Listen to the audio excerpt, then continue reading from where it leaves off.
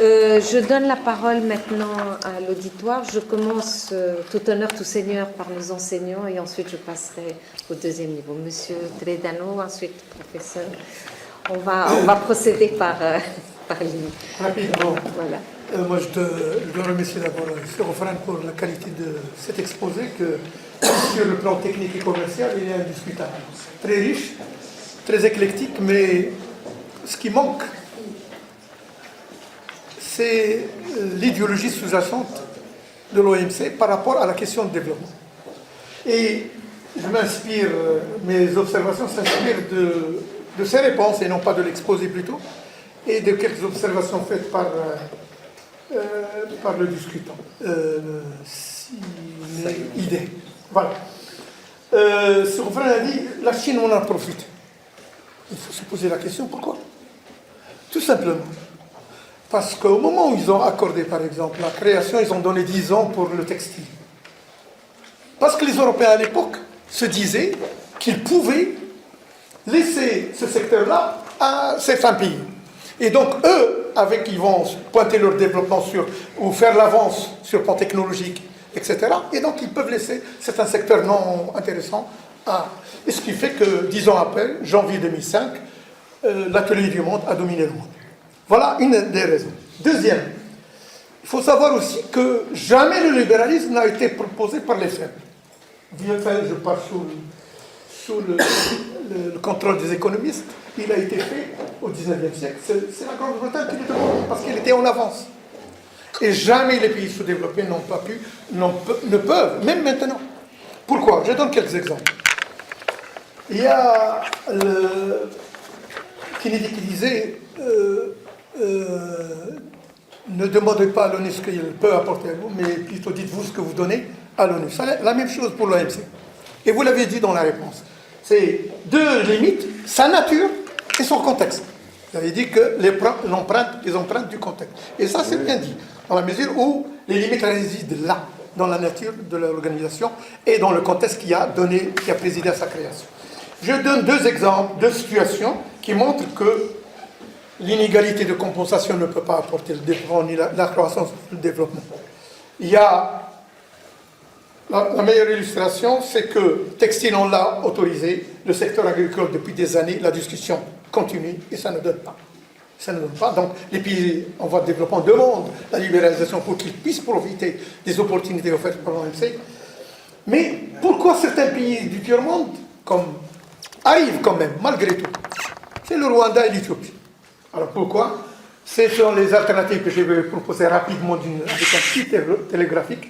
Et dans ces réponses ou ces alternatives ou ces constats, il y a aussi les alternatives dans les constats que je vais. Le Rwanda et l'Éthiopie.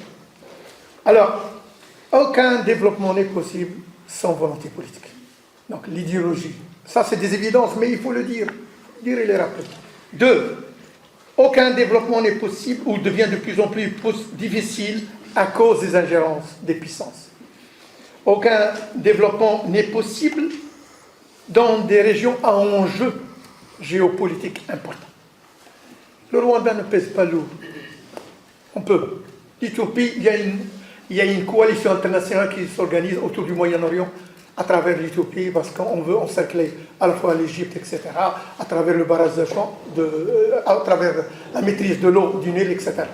Et donc, c'est plutôt le fait de cadenasser l'Égypte, la sécession du Soudan fait partie de cette stratégie, etc. Aucun développement n'est possible sans une régulation de la mondialisation. Actuellement, la mondialisation, comme elle se présente, comme elle fonctionne, elle dévaste, elle marginalise les plus faibles.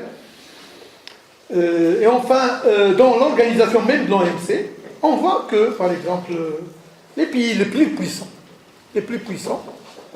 imposent des droits de douane, par exemple.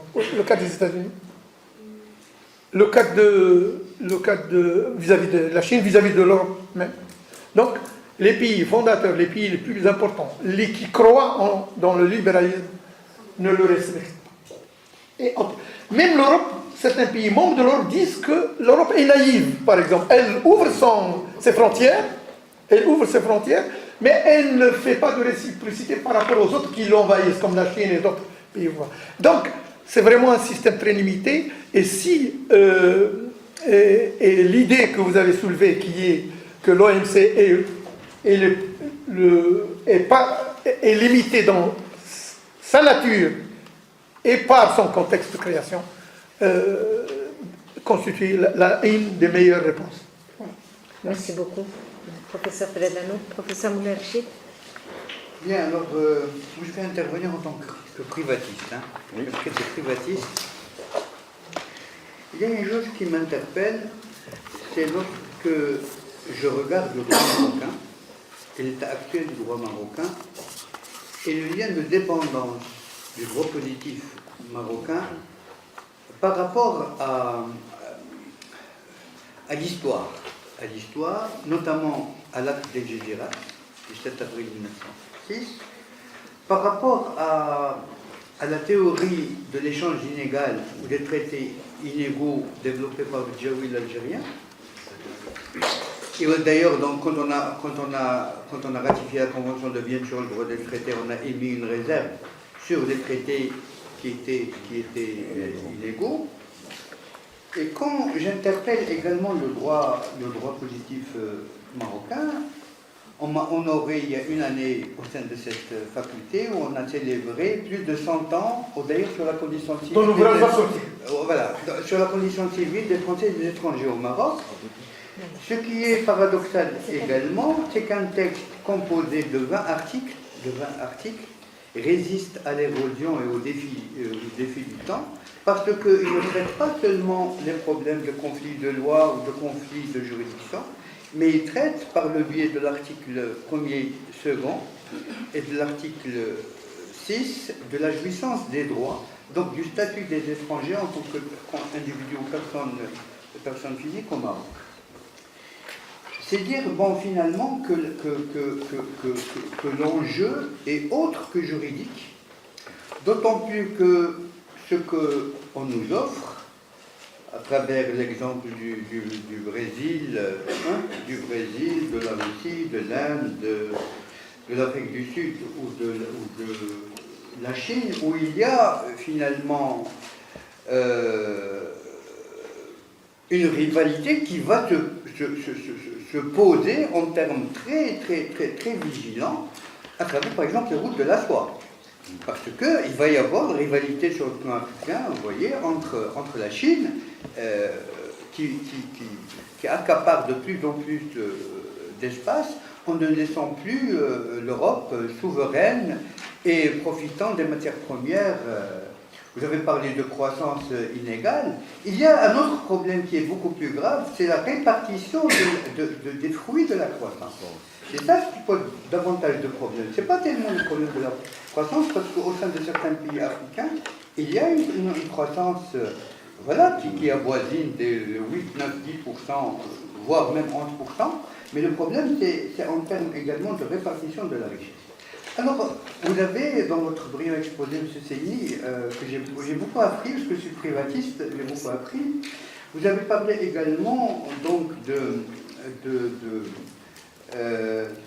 des problèmes des inégalités, des inégalités, mais vous avez placé la problématique en termes donc, de pays donc, développés au nord de la Méditerranée et au sud de la Méditerranée.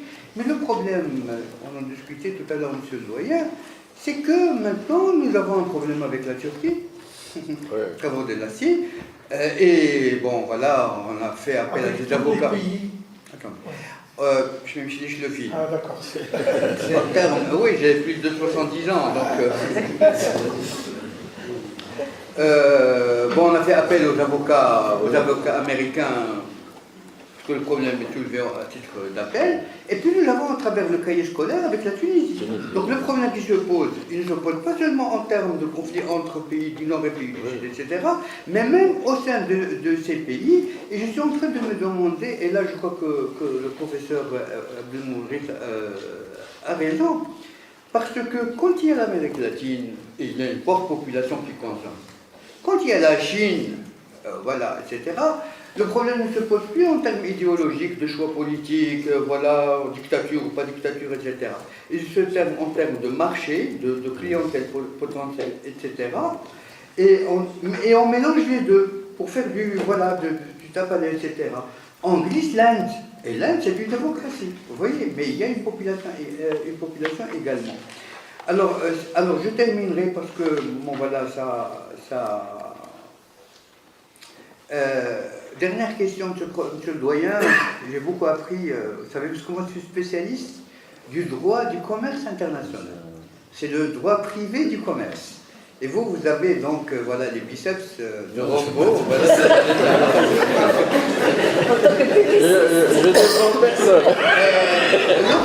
Lorsque Trump, voilà la question, lorsque Trump menace, bon, ils ont claqué la porte de plusieurs instances au niveau des Nations Unies, etc., menace de quitter l'OMC.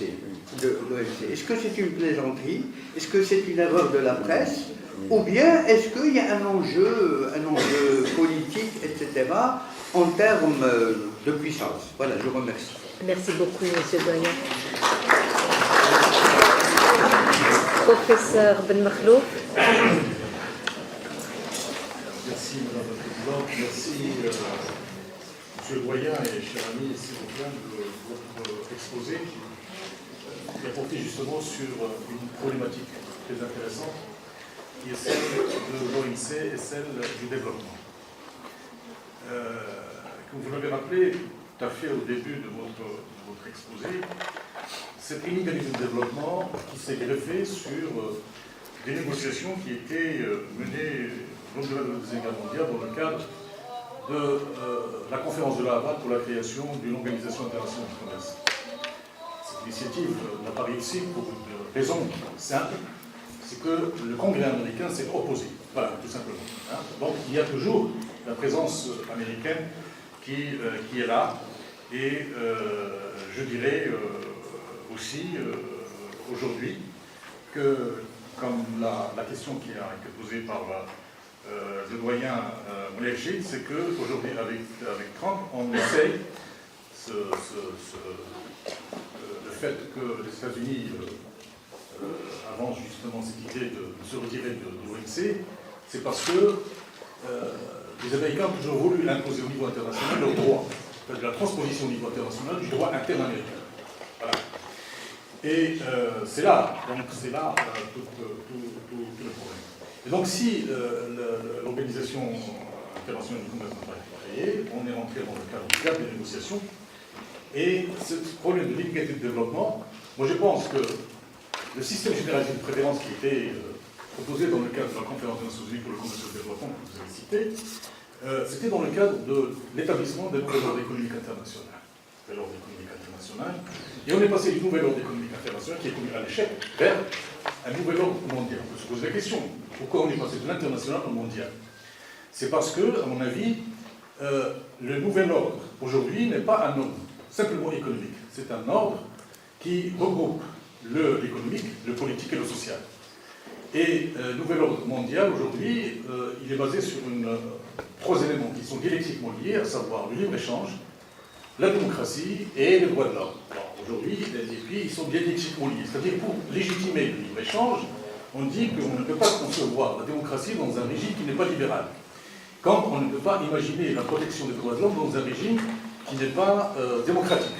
Et on ne peut pas envisager la démocratie dans un régime qui n'est pas les droits de l'homme, qui n'est pas de libre-échange. Alors, si vous voulez, troisième observation, c'est par rapport à la Chine. La Chine qui a réussi dans le cadre de l'OMC, qui a profité depuis 2001 et qui a réussi aujourd'hui, la Chine a réussi, il y a des contestations qui ont été faites sur la politique chinoise. Mais la Chine a réussi parce qu'elle a su comment dribbler avec les règles de l'OMC, à travers la délocalisation. Aujourd'hui, lorsqu'on impose un contingentement aux exportations chinoises, il y a une délocalisation non seulement de l'industrie, mais de toute la structure, même avec les travailleurs. Hein, on le voit, maintenant c'est les Chinois qui s'implantent avec les travailleurs. Et donc il y a une délocalisation aujourd'hui qui s'observe à Singapour, à Hong Kong, etc., dans la région de... donc ils ont su jouer avec les règles de l'OMC. Et ça, c'est intelligent. C'est intelligent. Donc aujourd'hui, le point qui se pose, c'est celui des pays en développement qui a été soulevé par M. Seynidi. C'est comment est-ce que aujourd'hui on peut permettre à ces pays de profiter de l'OMC. Moi, sincèrement, cette question me pose un problème. Pourquoi?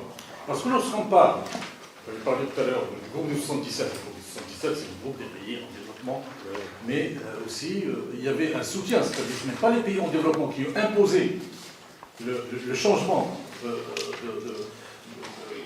la non-discrimination dans les relations économiques internationales, mais c'est plutôt le soutien que ces pays ont eu de la part de la Chine, de la part de l'ex-URSS. C'est ça qui a fait que...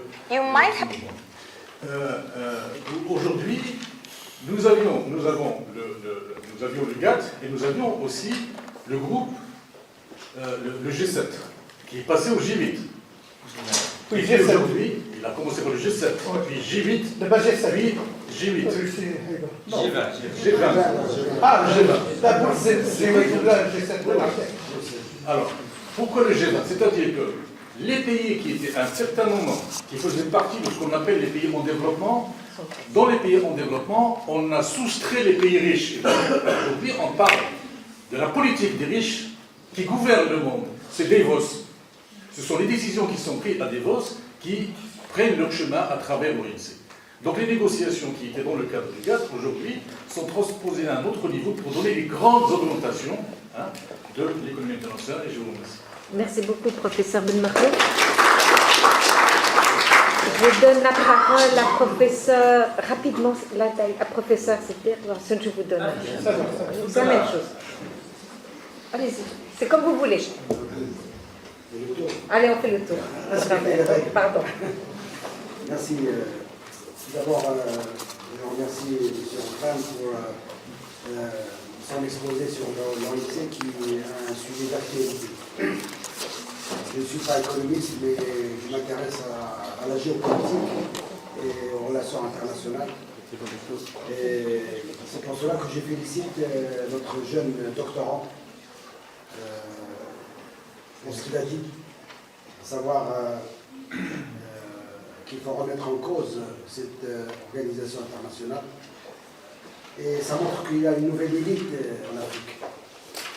Ça montre qu'il y a des jeunes Africains qui pensent à autre chose, et pas à France-Afrique ou à d'autres rapports entre l'Afrique et le monde entier. Donc je pense que vous croyez à la coopération Sud-Sud, qui a été bien expliquée par Sa Majesté lors de la réunion à Abidjan en 2014. Et je pense que la coopération Sud-Sud peut être une réponse à cette problématique de l'OMC et des inégalités de développement. J'ai retenu dans l'exposé de M. Oufran deux mots-clés. Le premier, c'est le contexte international avec le rapport de force qui impose des règles aux autres. Ça, c'est le premier mot. Le deuxième mot, c'est compétitivité. Ça veut dire que nous sommes devant une problématique, comment rendre et l'économie nationale et l'entreprise compétitive par rapport aux autres partenaires. Je voudrais aussi aborder, je pense que personnellement j'ai suivi tous les accords Doha, Cancun et après, et j'ai eu même un débat avec le PDG de l'OMC à Marrakech lors du 10e anniversaire de la création de l'OMC. C'était en 2014. Et on avait insisté dans ce débat sur les problèmes de divergence au sein de l'OMC. Le premier, ce sont des subventions des produits agricoles. C'est la politique agricole commune qui a été largement discutée, critiquée par les pays du Sud, dans le Maroc, et nous sommes interpellés dans cette problématique. Et deuxièmement, la protection, la propriété intellectuelle. Je veux parler de toute la problématique des médicaments, les multinationales pharmaceutiques. Je suis pharmacien et c'est un dossier qui m'intéresse le plus. Et je pense que c'est une problématique qui se pose jusqu'à présent, puisqu'il y a eu des procès. Le procès entre l'Afrique du Sud et le laboratoire américain Pfizer.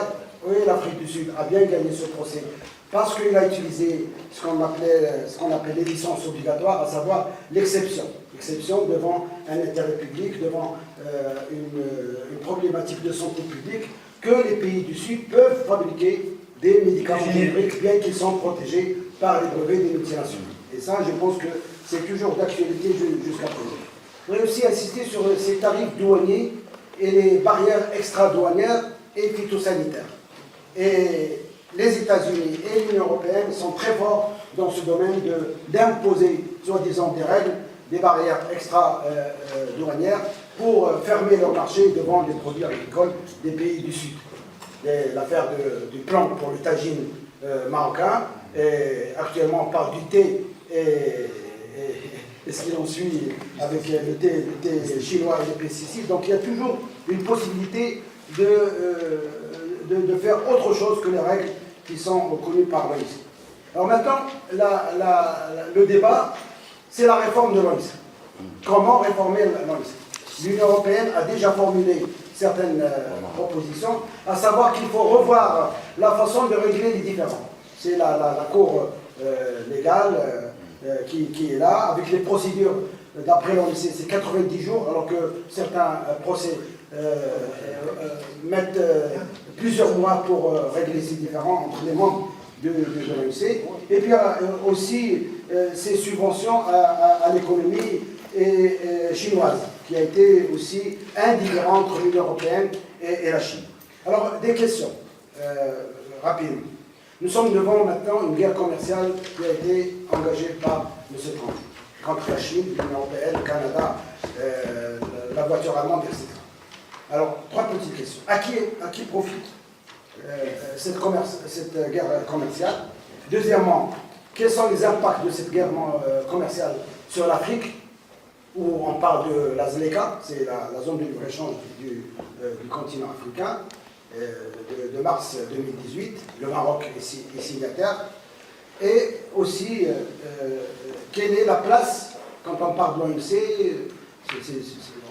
c'est du profit, on parle du profit. Alors quelle est la place de l'éthique et la place de l'équité dans cette vision de l'OMC qui a été imposée par un rapport de force au niveau international?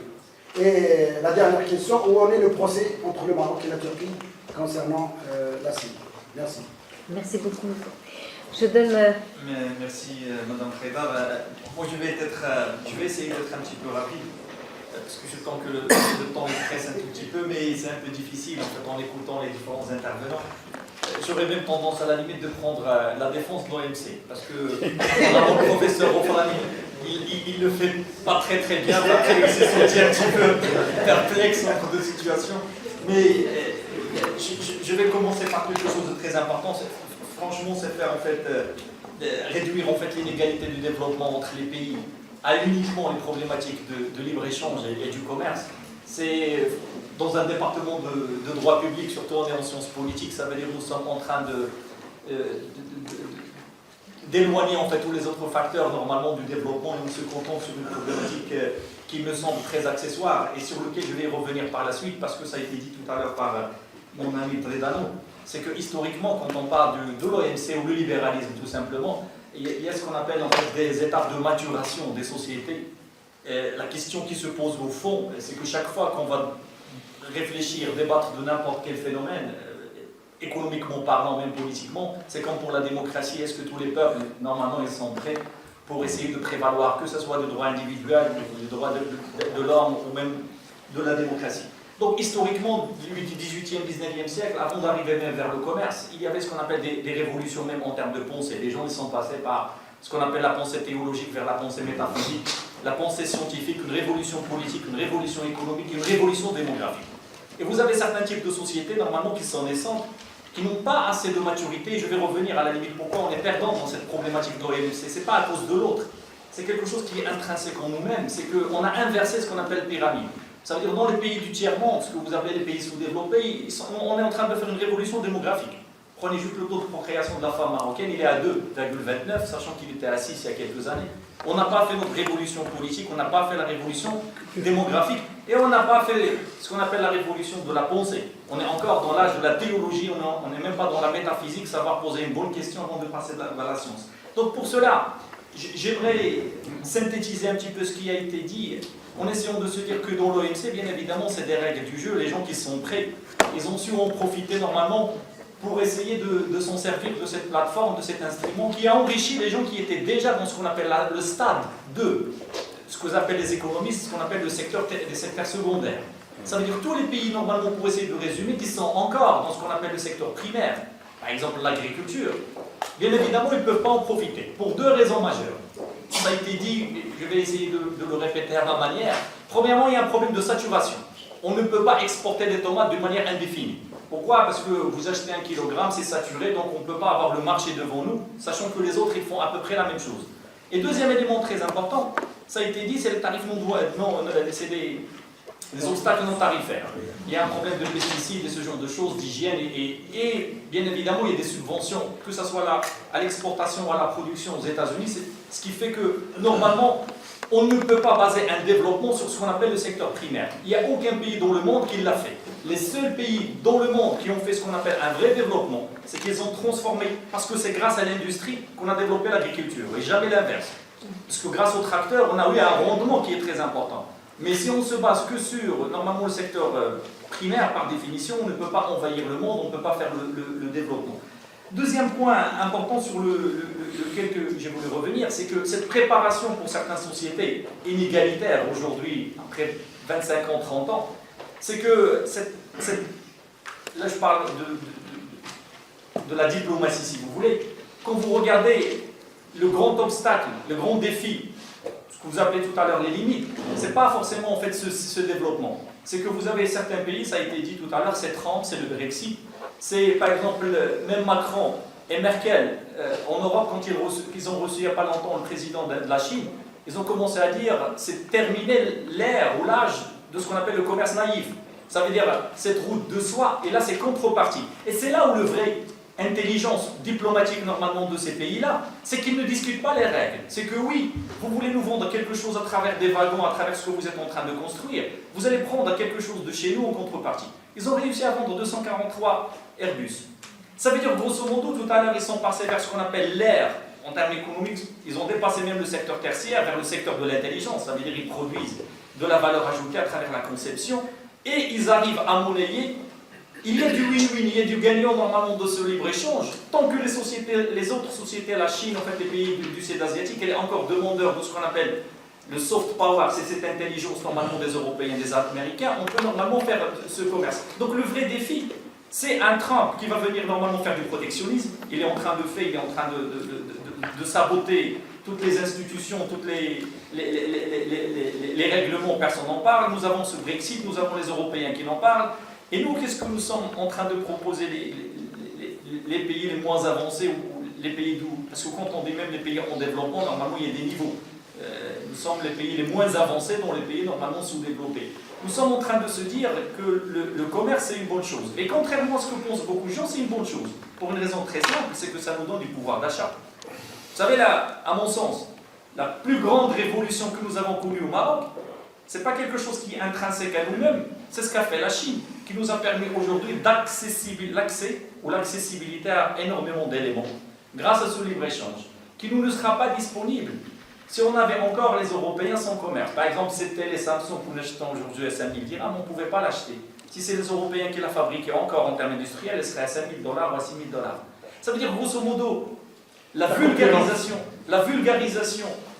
de l'accès à la consommation dans les pays du tiers-monde, en grande partie, elle est due à ce qu'on appelle ce libéralisme.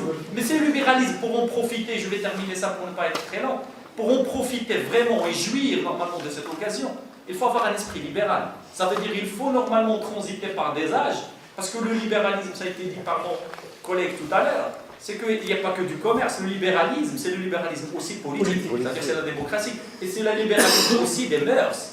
Ça veut dire qu'il faut avoir des sociétés, par définition, qui est capable d'adhérer à ce qu'on appelle un corpus. On ne va pas dans un supermarché prendre du commerce d'un côté et laisser autre chose. Ça veut dire qu'on peut en profiter, mais à condition d'avoir normalement ce qu'on appelle cette maturité en termes, j'appellerais ça générationnel. Parce que pour terminer rapidement, et peut-être je suis dans sciences politiques, quand vous regardez les nations, les pays, n'oubliez pas qu'il y a encore ce qu'on appelle des États, il y a encore des régimes, ça veut dire que vous avez des gens qui ont 50 ans, d'autres qui sont encore des adolescents et des enfants, même les nations et les économies, c'est à peu près la même chose. Il y a des économies qui sont encore dans l'âge de l'adolescence, qui sont en train de s'agiter, et ça serait normalement illogique, incohérent, d'essayer d'adopter le même comportement pour des gens qui ont l'âge de 50 ans, 40 ans, 30 ans, 20 ans, vous avez 10 ans, et on ne peut pas leur imposer à peu près les mêmes règles. Et c'est ça, en fait, ce que j'ai voulu vous transmettre normalement. Merci beaucoup. Merci beaucoup, professeur. Donc, je vais m'imposer. Oui. S'il vous plaît, monsieur le doyen. Je m'excuse. 2 minutes. J'interpelle là, Oui. parce que, d'après ce qu'il dit, c'est quelque chose de lourd. C'est-à-dire que si on est colonisé, c'est parce que nous sommes colonisables. Non, je pense pas qu'il parlait de J'ai colonie. beaucoup de respect pour un monsieur qui s'appelle Wezen Lermo, et c'est pas forcément pour aller le faire. Parce que tout simplement, ce que je disais tout à l'heure, les sociétés, en général, elles ont des choses à apprendre avec le temps, et c'est pas parce qu'on a brusqué le modernisme qu'on est dans la modernité. C'est pas parce qu'on a accédé par une fenêtre à la modernité qu'on se croit des fois des États. La modernisation, c'est pas la modernité, la modernisation. On est dans le modernisme. Ouais. C'est pas parce qu'on a ce téléphone aujourd'hui que nous sommes, et c'est pas parce que nous avons des institutions, je suis désolé, un parlement et tout ça, que nous sommes un État, nous sommes encore un régime. C'est ça, dans les sciences politiques, vous comprenez mieux que moi. D'accord. Merci beaucoup, messieurs.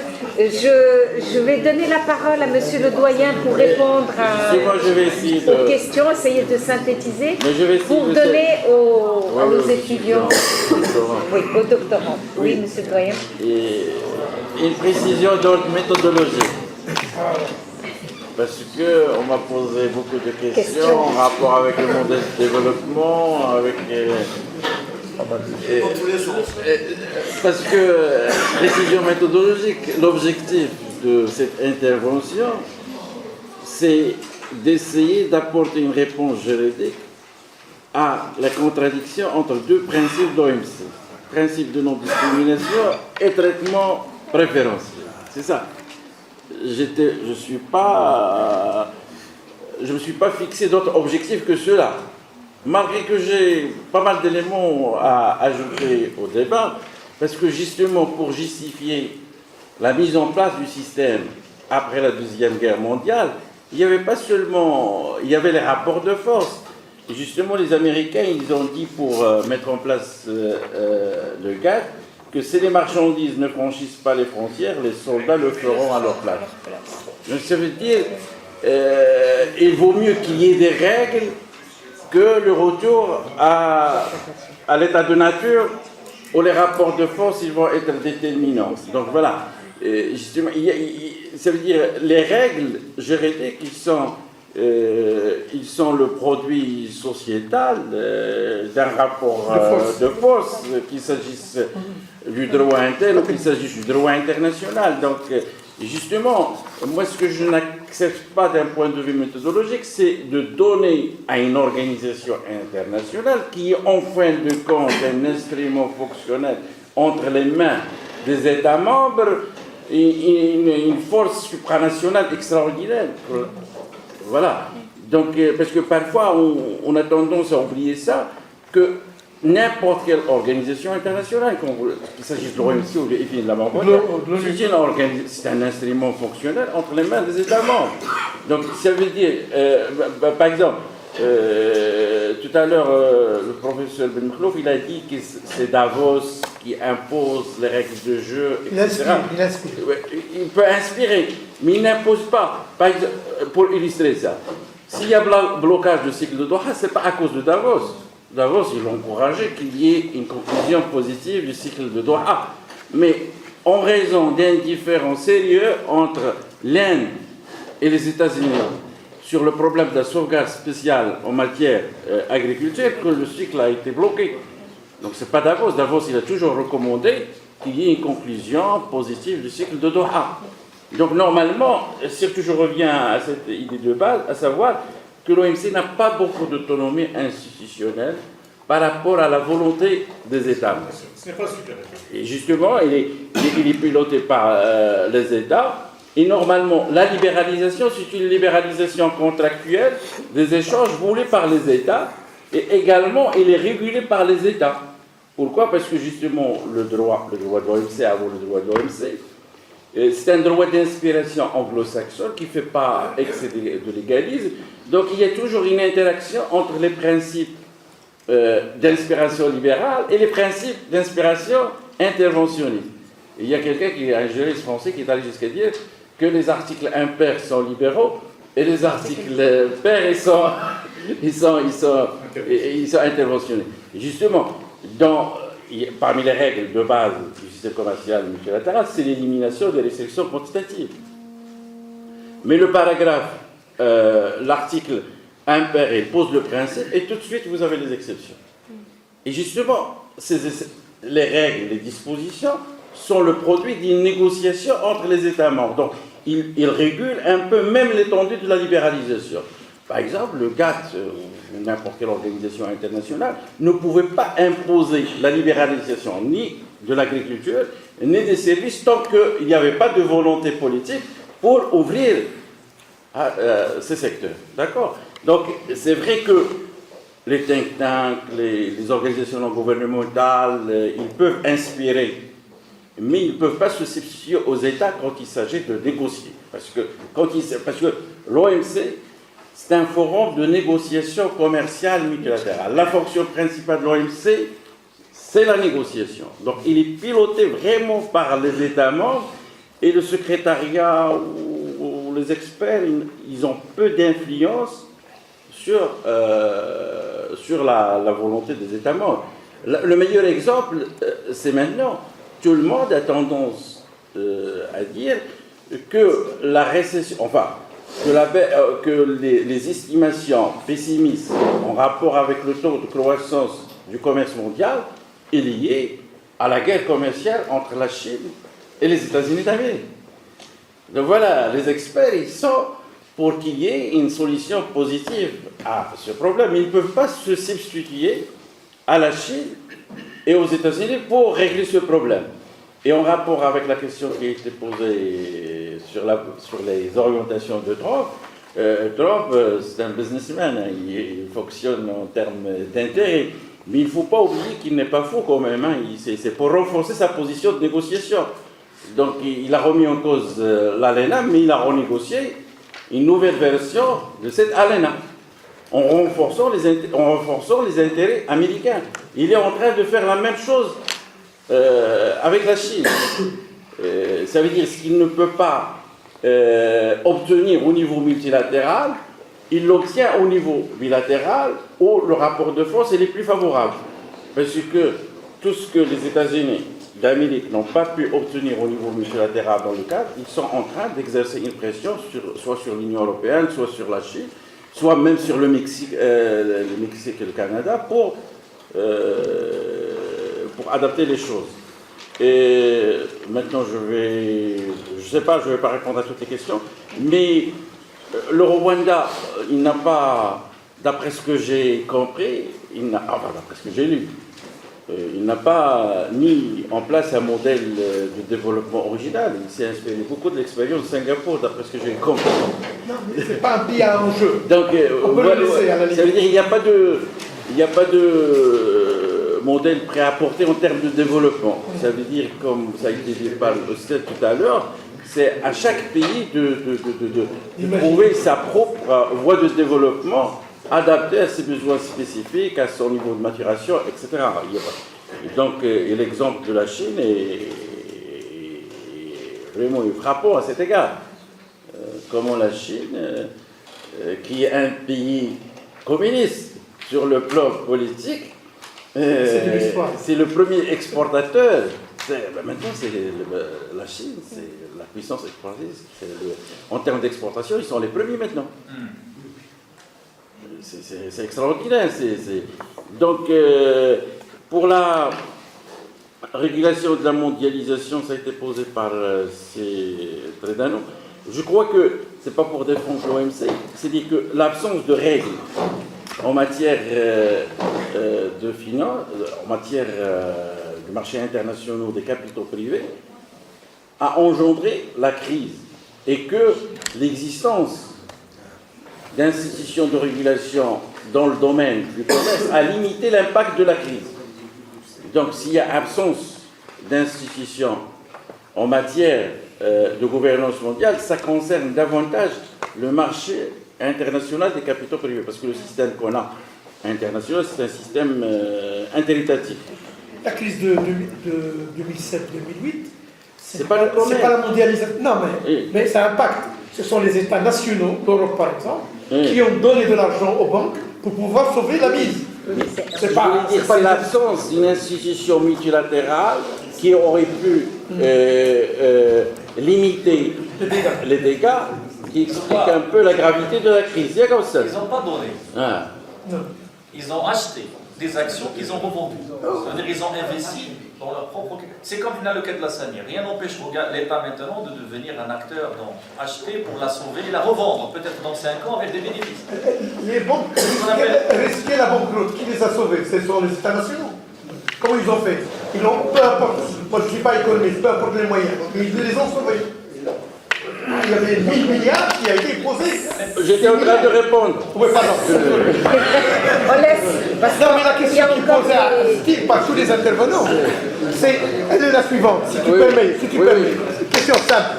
Oui. Y aura-t-il un développement à l'intérieur ou à l'extérieur de l'OMC? C'est ça la question fondamentale. Voilà. L'OMC ne peut pas le permettre dans les conditions actuelles. Comme disent les économistes, il y a the first best et the second best. First best, c'est le multilatéral. Quand on n'a pas de solution au niveau multilatéral, on se rabat sur le second best, c'est la régionalisation, c'est l'intégration régionale. D'accord? Donc normalement, l'idéal serait un système multilatéral, ouvert, équitable, équilibré, etc. Mais justement, ce système, il a connu ses limites maintenant. Pourquoi il a connu ses limites, le système OMC? Ce qui explique l'échec du cycle de Doha, c'est que la base sociologique des membres a changé. Maintenant, on est à 165 membres. Et le monde a changé. Avant, il n'y avait pas les BRICS, les puissances émergentes, etc. C'est-à-dire que les techniques juridiques utilisées pour conclure des cycles de négociation commerciale multilatérale pour un nombre restreint d'États ne sont plus adaptées. C'est-à-dire qu'on adopte des décisions par consensus et on applique ce qu'on appelle le principe d'engagement unique. Rien n'est convenu tant qu'on n'a pas convenu sur toutes les questions. Imaginez que vous avez 21 questions en négociation dans le cadre du cycle de Doha. Donc il faut être d'accord et adopter des décisions par consensus sur l'ensemble de ces questions. Donc c'est plus possible. C'est pour ça je réponds à votre question en rapport avec la réforme de l'OMC. Aujourd'hui, on est en train de dire que l'OMC a besoin d'une réforme pour s'adapter à l'évolution du monde, à l'évolution des rapports de force et adapter un peu son ingénierie institutionnelle à l'évolution des monde. Donc peut-être que c'est plus possible de conclure des accords multilatéraux, on va encourager des accords plurilatéraux. D'accord? Et on est en train de négocier parce qu'on n'a pas pu obtenir un accord global sur la libéralisation du commerce de services. Ça n'a pas empêché les pays qui ont un intérêt commercial offensif en matière de négocier. Ils sont en train de négocier un accord plurilatéral. En disant, voilà, à partir du moment où on a dégagé un consensus avec une masse critique d'États membres, on va conclure cet instrument. Il sera un accord plurilatéral en attendant que les autres adhèrent. On ne va pas s'éterniser à négocier. Donc, il y a une évolution dans ce sens-là. Également, s'agissant toujours des réponses, des questions qui ont été posées par le doyen Moulay Rachid, il y a la question en rapport avec le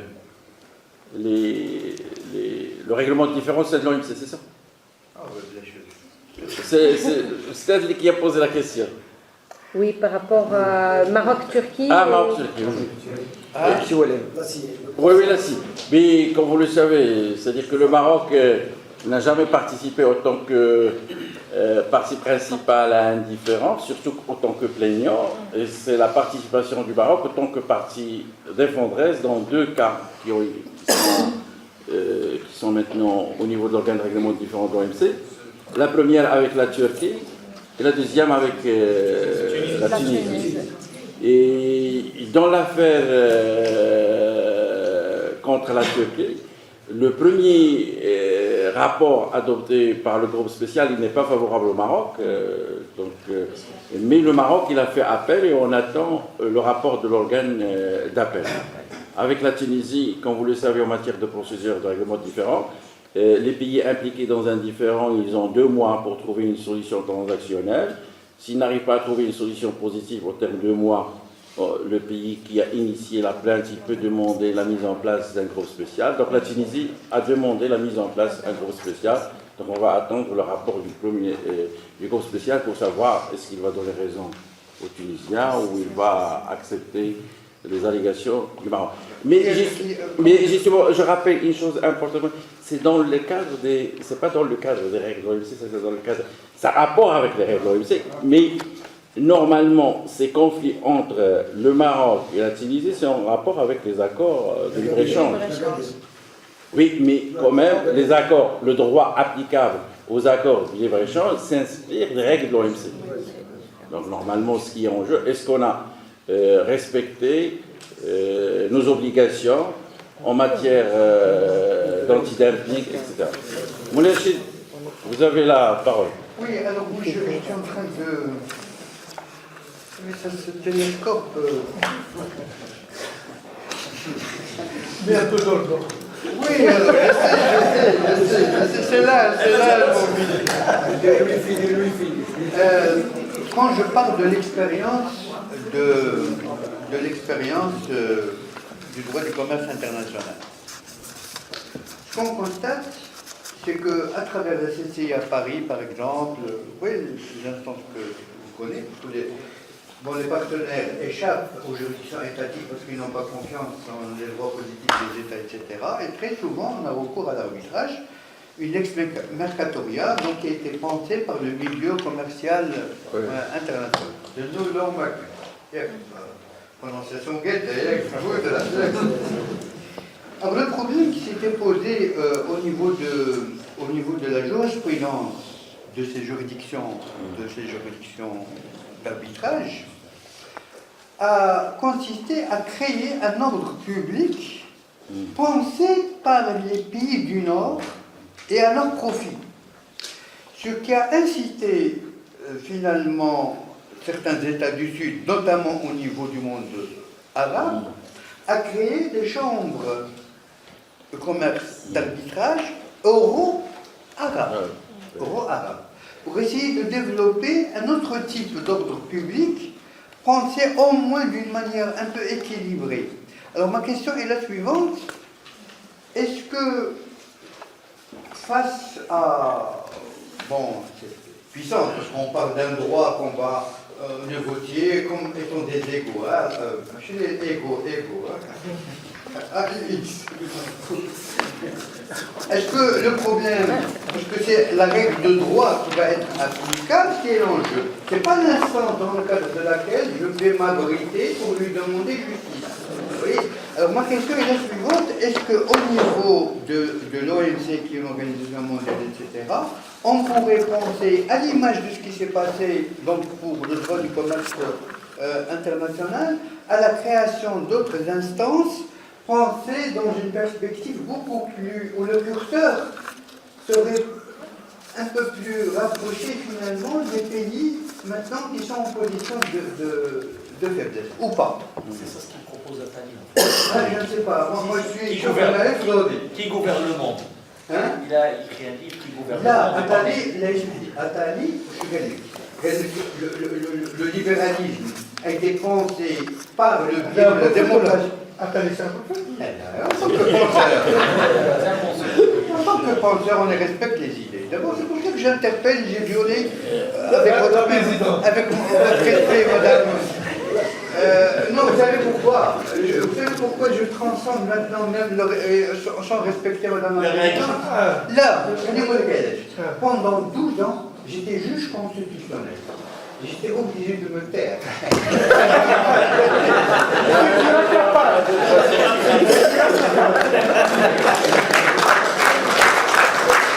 Madame la Présidente, Rondi, un quart d'heure. Par rapport à la question,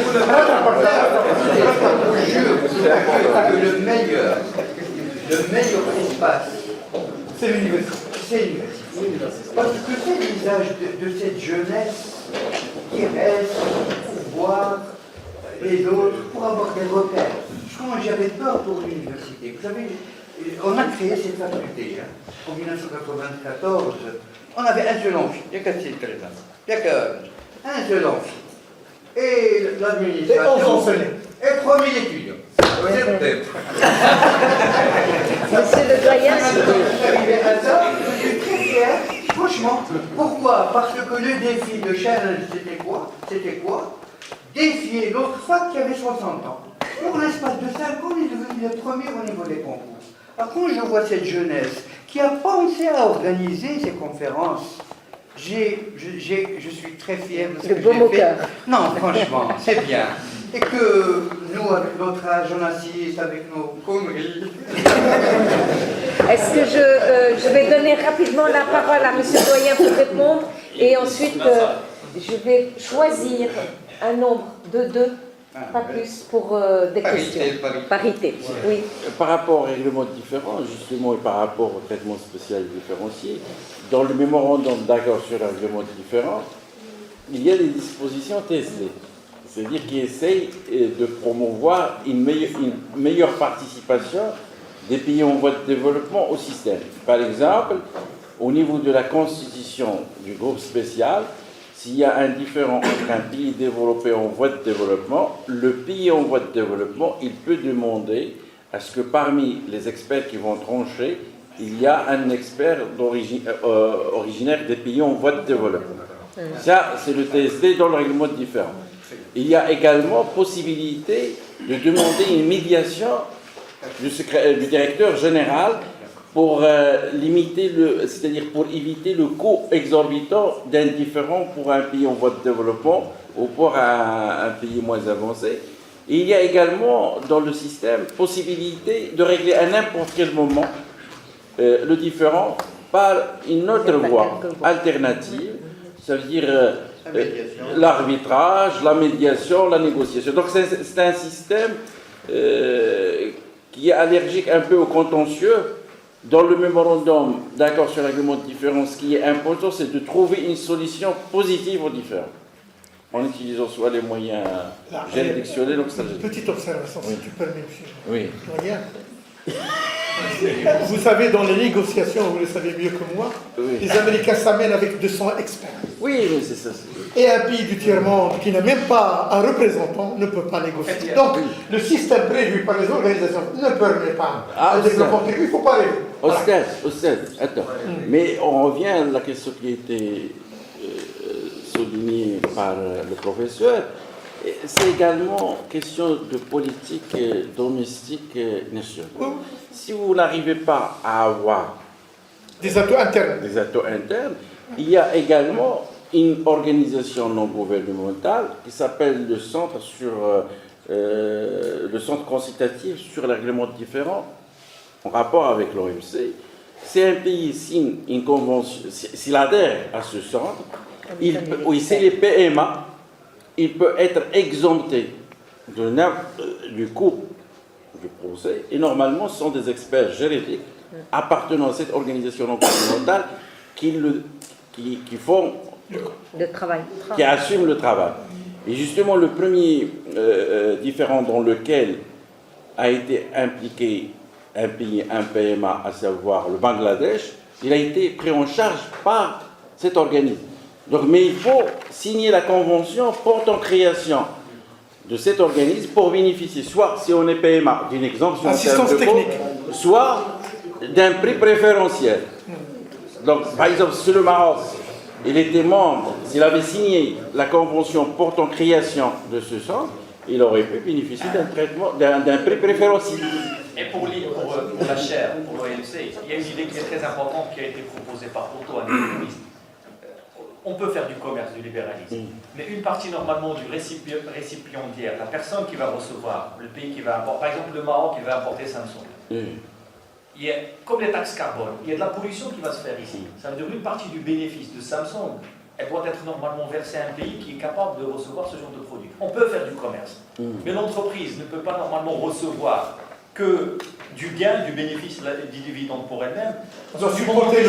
Je vends à quelqu'un d'autre, je dois être capable normalement de serait-ce qu'assurer l'après-vente, ça veut dire l'après-destruction de ce matériel qui va polluer le Maroc. Mais ça n'a pas passé. C'est les rapports de force. Non, mais si vous utilisez bien le droit de l'OMC, vous pouvez déroger à la liberté de commerce en faisant valoir la protection de l'environnement, la protection de la vie humaine. Mais la France, il a interdit l'importation de... j'ai oublié le produit qu'on utilise au niveau... l'amiante, parce qu'il est cancérigène. Donc, il y a pas... C'est-à-dire, vous avez un article 20, exception générale, vous pouvez faire valoir, c'est-à-dire... un intérêt légitime en termes de politique publique, soit la santé, soit l'environnement, pour ne pas importer, c'est-à-dire pour déroger. Je parle pas justement ça, à la limite, c'est quelque chose qui pénalise les autres pays. Par exemple, au Maroc, on va exporter l'amande en Belgique, ils vont trouver un taux de pesticides, ils vont le restituer, soi-disant. Vous savez, le couchoubien n'arrive pas à exporter. Couchoubien. La charcuterie que nous consommons tous, il est inexportable parce que c'est simplement un problème d'hygiène. Ça veut dire les normes normalement qu'ils ont, ce n'est pas forcément les nôtres. Et il y a du commerce, mais votre produit normalement n'est pas valable. Au contraire, ça c'est quelque chose qui n'est pas bon pour le commerce. Ce que j'étais en train de dire, c'est qu'on veut faire du commerce. Je peux acheter ce téléphone-là, mais ce téléphone, quand il rentre chez moi, ça veut dire qu'une partie de l'entreprise Huawei, elle a gagné de l'argent, c'est pas pour la Chine. Une partie, ça doit être là, parce que le produit, il a été là. Ça veut dire qu'on externalise notre produit, notre service, il y a une partie du bénéfice qui va aller là-bas. Et là, on est dans la société monde, ça c'est encore en fait Nathalie. Il y a même sur la gouvernance. Sur le plan technique, juridique, moi je me rappelle il y a 20 ans, une négociation entre le Maroc et l'Union européenne. Il y avait dans la nomenclature, par exemple, l'exportation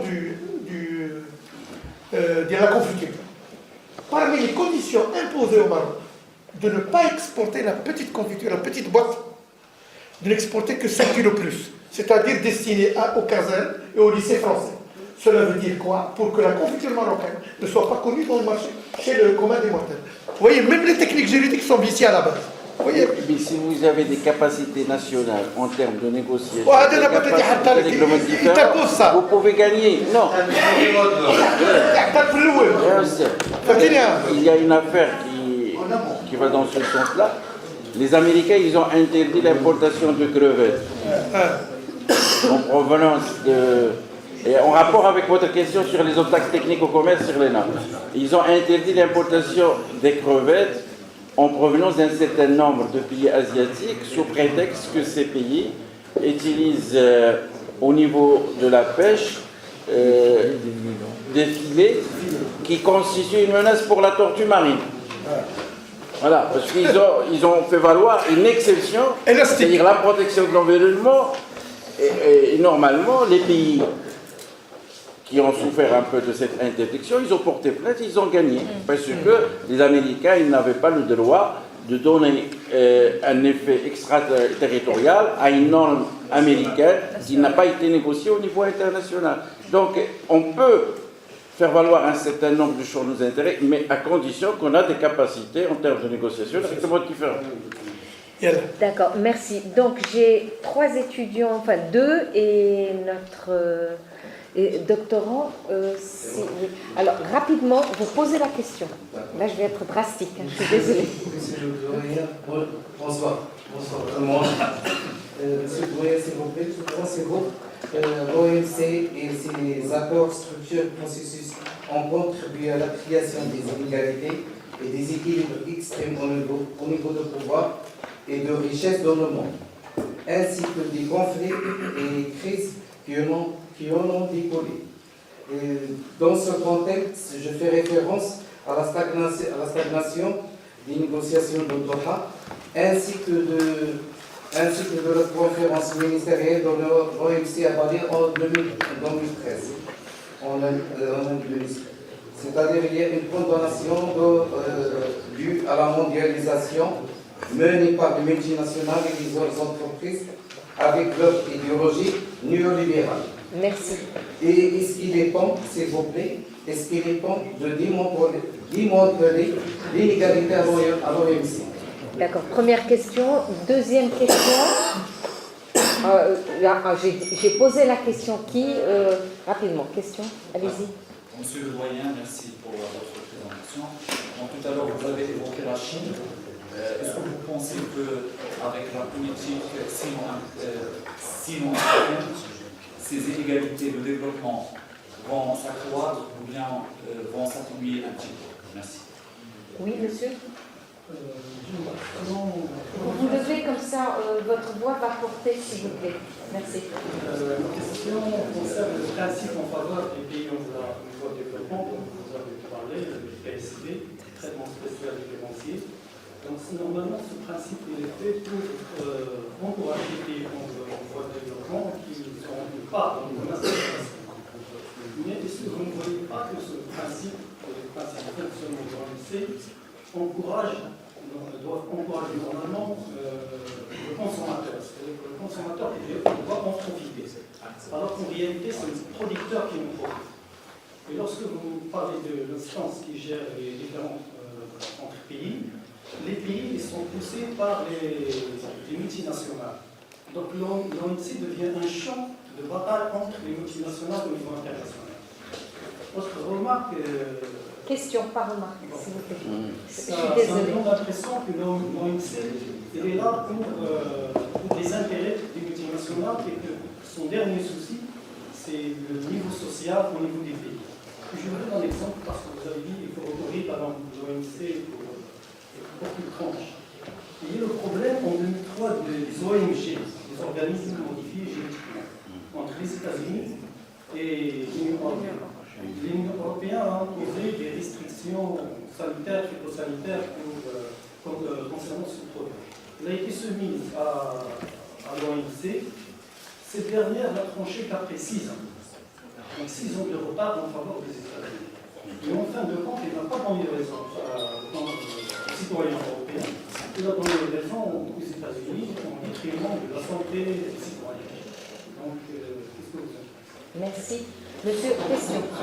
Question. Bonsoir, comment au départ, j'aimerais bien remercier M. le doyen et tous les gens qui ont participé pour cette conférence. Et nous sommes très déçus des étudiants de la S2, Commerce International, pour préparer l'examen du.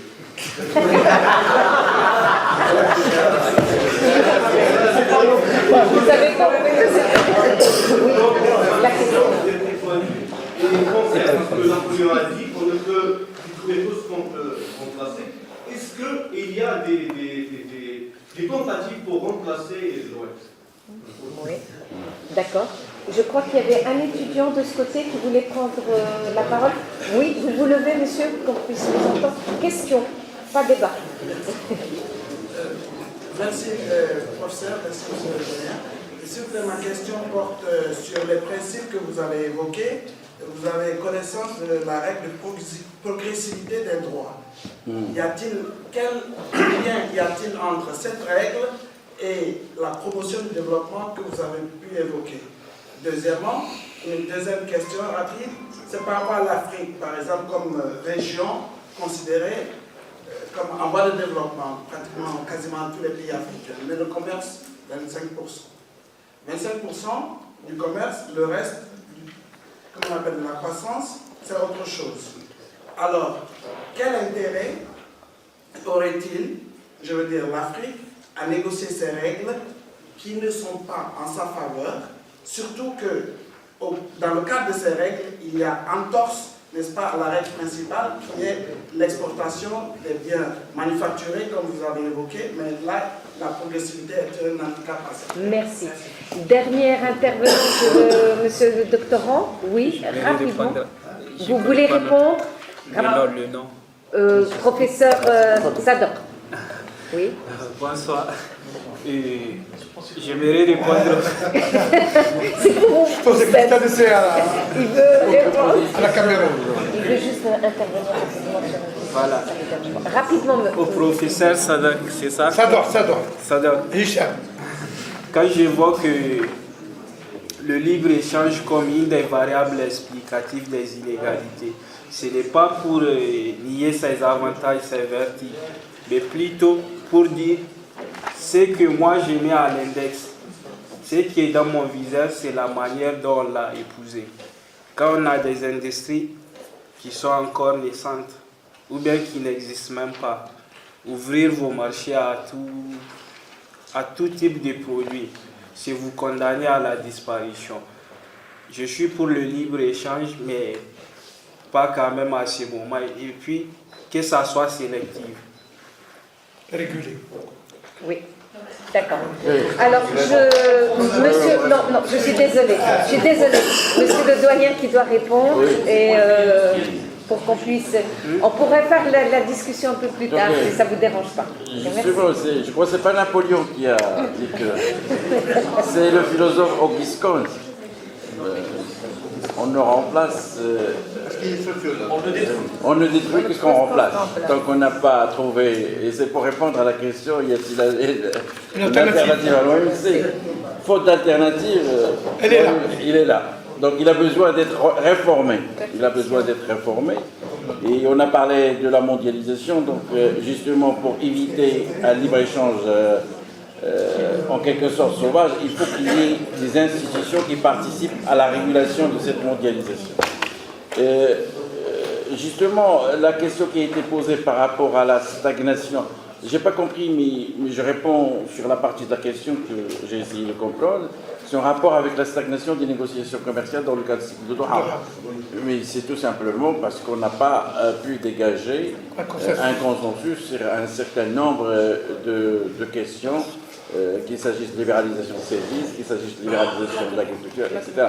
Et surtout, maintenant, le point de friction principal au niveau de négociation, c'est entre les pays émergents et les anciennes puissances industrielles. Et donc c'est à ce niveau-là que ça bloque. Et bien sûr, mais ça n'empêche pas qu'on a, au niveau de la conférence ministérielle de Bali, on a pu conclure un certain nombre d'instruments conventionnels. C'est pour ça qu'on a parlé du Doha Light. C'est-à-dire parce qu'on a conclu l'accord sur la facilitation des échanges quand même. Et que maintenant, on est en train de négocier un accord sur la libéralisation du commerce électronique et un accord sur l'élimination des subventions en matière de pêche.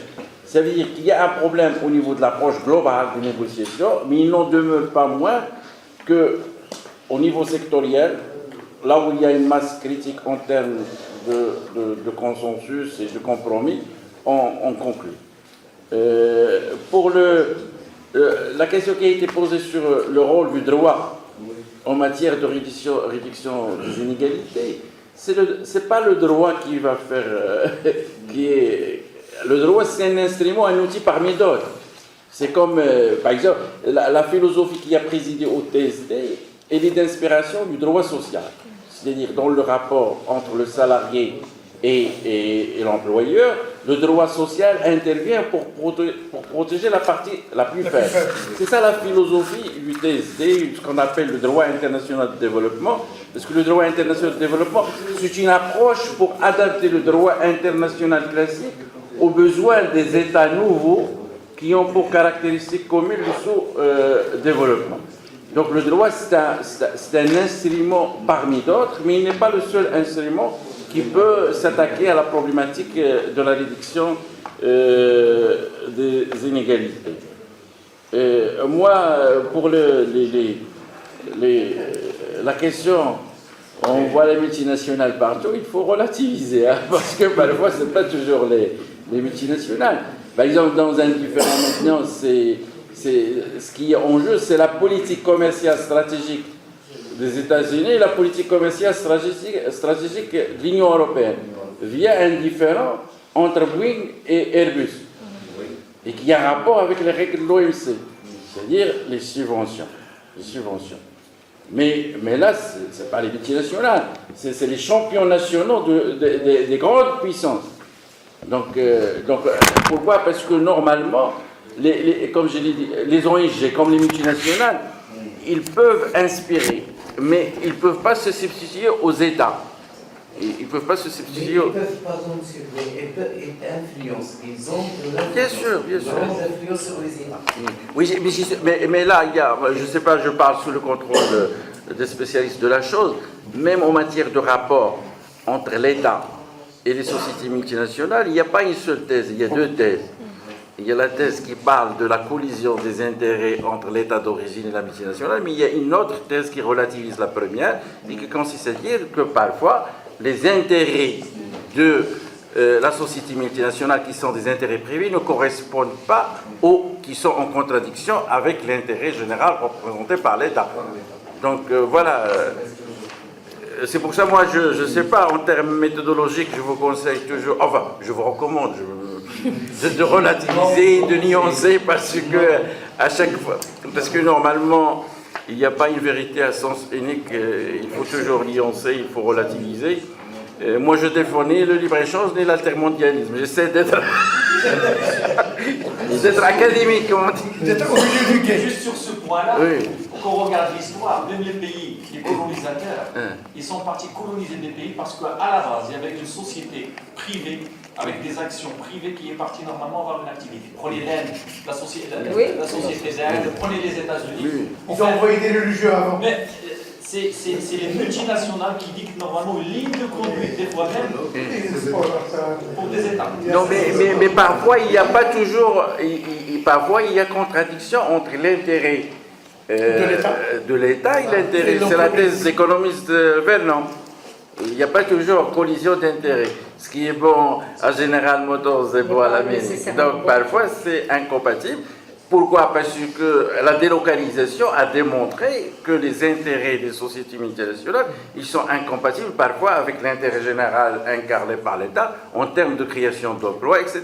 Maintenant, la France est en train d'exercer une pression sur les multinationales françaises pour relocaliser, pas pour délocaliser. Donc, seulement pour la zone de libre-échange continentale, c'est vrai que maintenant, on a signé le traité pourtant instaurant cette zone. Il n'est pas encore entré en vigueur, mais il y a un processus de négociation commerciale entre les 8 communautés économiques régionales. C'est-à-dire, déjà, on a signé un accord tripartite entre 3 communautés économiques régionales au niveau de l'Afrique de l'Est. Mais on est encore loin de l'intégration à l'échelle continentale. Je ne sais pas si j'ai oublié des questions, mais c'est bon. Alors, je tiens à remercier tout l'auditoire pour les interventions des uns et des autres. Et nos étudiants m'ont demandé de vous remettre ce cadeau. Merci beaucoup. Votre participation et votre soutien à notre cycle de conférences. Merci beaucoup, monsieur le doyen. Merci bien. Et merci aux étudiants. Oui, merci surtout aux étudiants, merci aux étudiants pour avoir organisé et programmé tout ceci. Merci à vous. Bonne soirée. Bonne soirée.